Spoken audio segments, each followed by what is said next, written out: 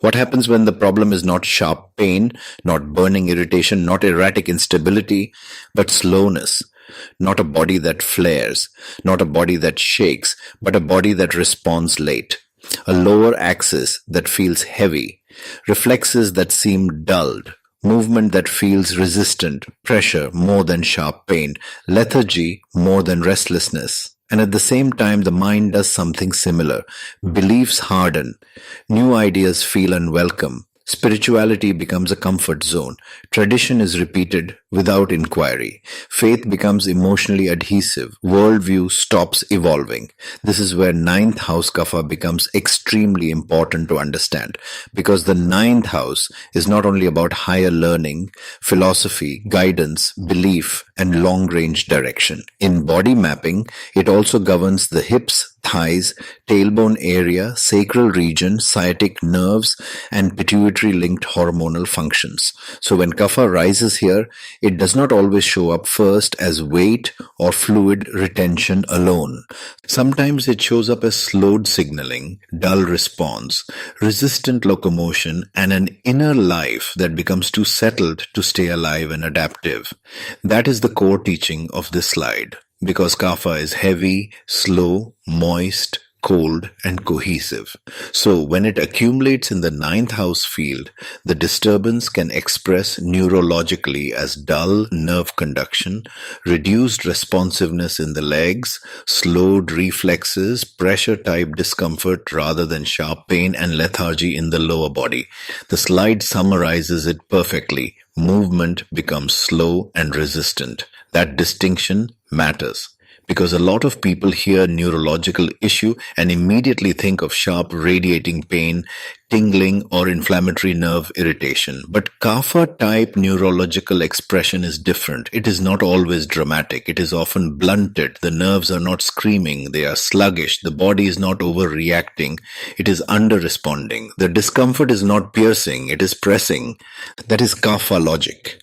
So when someone says, my legs feel slow, my lower body feels heavy, there is pressure, not sharpness. My movement feels resistant. My reflexes feel dull. You should not rush to read it as vata just because nerves are involved. You should ask whether this is actually a kapha dominant slowing of conduction and mobilization. Now let us reason through the planets shown in this slide. Moon, Jupiter, and Venus. This is a very coherent kapha cluster, but each one contributes a different shade of heaviness and attachment. Let us begin with Jupiter. Jupiter is the clearest kapha planet here. Jupiter governs fatty tissue, expansion, growth, sweetness, and congestion patterns through accumulation. Jupiter enlarges, stabilizes, and preserves, but when excessive, it can also create too much mass, too much comfort, and too much settledness. So in a ninth house kapha neurological pattern, Jupiter can show up as heaviness in the lower movement corridor, slowed leg response, reduced agility, and a tendency for the system to become too dense to react quickly. Jupiter here does not necessarily inflame or destabilize. It thickens the experience. It makes the response slower, fuller, heavier. Now bring in Moon. Moon governs fluids, emotions, receptivity, comfort, and subjective bodily experience. In a kapha heavy field, Moon often makes the person feel not only physically slow, but emotionally attached to that slowness. This is crucial because the emotional expression in the slide is not just about ideas. It is about emotional dependence on the belief system. That is very Moon kapha. The person does not just hold a belief, they lean on it, they rest inside it. They derive emotional safety from not changing it. So if Moon contributes fluid retention and lethargy in the lower body, it can also contribute sentimental attachment to inherited meaning, comfort-based spirituality, and resistance to anything that unsettles the familiar worldview. Then comes Venus. Venus brings kapha vata themes and governs comfort, softness, lubrication, bodily ease, the pelvis, and the desire for pleasant continuity. In a kapha heavy ninth house field, Venus can make both the body and the belief system more likely to choose comfort over challenge. That is why this slide is so psychologically rich. Because the person may not only move slowly, they may also think slowly when it comes to revising meaning. not because they are incapable, but because change feels uncomfortable. So when the slide names attachment to fixed philosophy, resistance to new ideas, comfort-based spirituality, traditionalism without inquiry, emotional dependency on belief system, and difficulty evolving worldview, it is not giving 6 separate psychological traits. It is giving one Kapha principle applied to the 9th house. The principle is this: what provides emotional and philosophical stability becomes too heavy to move. That is the real diagnosis. Now, this is where the 9th house becomes especially profound, because the 9th house is supposed to guide a person toward higher understanding. It governs the frameworks through which we interpret life, truth, morality, and long-term growth. But when Kapha accumulates here, the strength of conviction can become immobility of conviction. Faith no longer breathes. It settles. It hardens softly. It becomes weight-bearing but not evolving. That is why the final line on the slide is so precise. Faith becomes heavy and immobile. And notice how beautifully the body mirrors the psyche. In the body, nerve conduction becomes dull, responsiveness decreases, reflexes slow, the lower body feels lethargic, and movement becomes resistant. In the psyche, belief becomes fixed, curiosity decreases, comfort is preferred over inquiry, worldview becomes slow to adapt, and faith becomes emotionally adhesive. That is not symbolic coincidence. That is elemental coherence. Now, this is where healers and astrology students need to be sharp. Do not just say, Kapha in the 9th gives heaviness.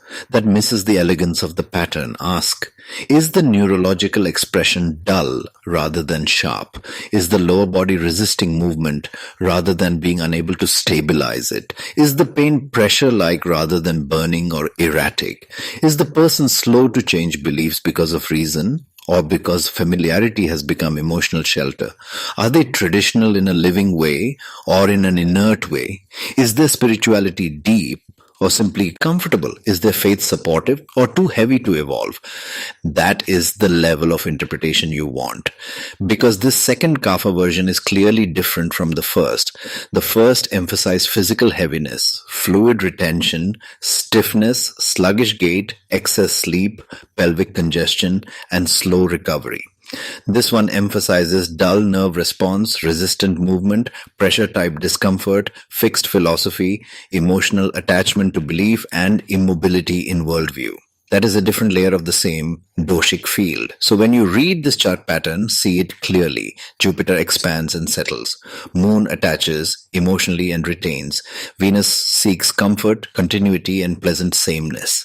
And in the 9th house, that can manifest as dull nerve conduction, slowed lower body responsiveness, pressure-type discomfort, lethargy in the legs, resistance to new ideas, fixed spiritual comfort zones, emotional dependence on belief structures, and difficulty allowing worldview to evolve. That is rigorous interpretation. The body says, I move, but slowly. The nerves say, I conduct, but dully. The mind says, I believe, but rigidly. The faith says, I hold, but I do not open.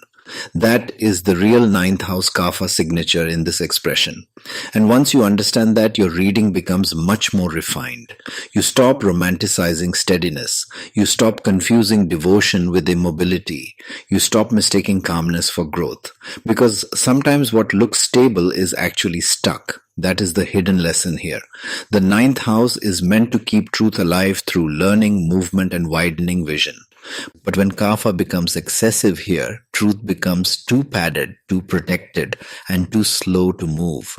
That is when faith stops guiding and starts weighing the person down. If this kind of deep Jyotish Ayurveda reasoning helps you read charts with more precision, subscribe and stay with this series, because this is exactly the kind of pattern recognition healers and astrology students need to develop. And if you want a personal reading on your own chart for health patterns, soul path, relationship dynamics, or life direction, you can book a consultation through astrovagmi.com. I will see you in the next one.